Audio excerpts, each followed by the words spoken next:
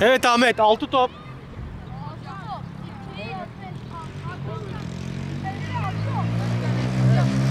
Başla yana aldıma, evet, başla.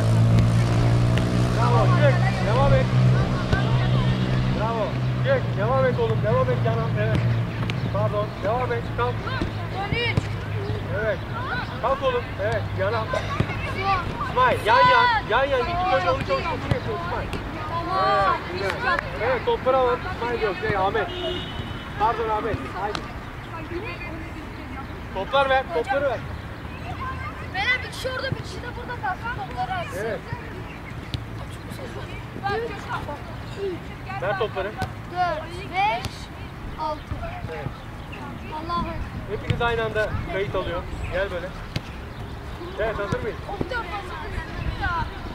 Evet, başla yana aldıma. Evet. Bravo. Kalk hemen. Devam et. Yan. Evet. Devam et. Bravo oğlum, işte bu. Kalk oğlum. Devam et yan. Evet. Güzel. Bırak. Devam et. Evet, son oğlum. Devam et. Evet, dinlen. Geç. Evet, diğer kaleci.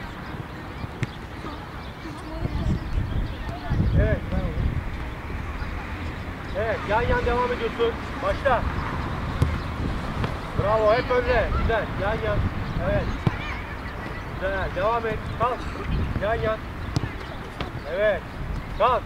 Yan. Güzel. Kalk. Yan. 11.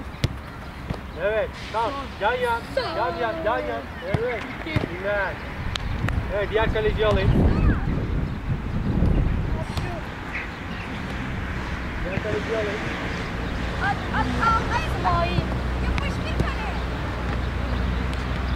İsmail, hazır mısın oğlum? Evet, yan başla. Bırak gitsin, devam et, kalk oğlum. Evet. Devam et. Aferin. Bravo İsmail, kalk oğlum. Yan, evet.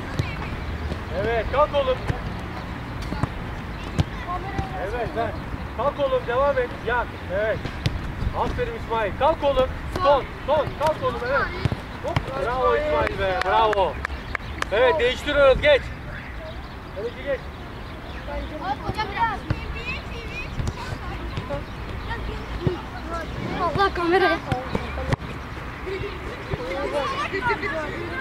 Hop. Suat, Evet, hazır mıyız? at oğlum. Geç bir daha başlayalım. Evet, başla şimdi. Evet, gel. Bravo, çık.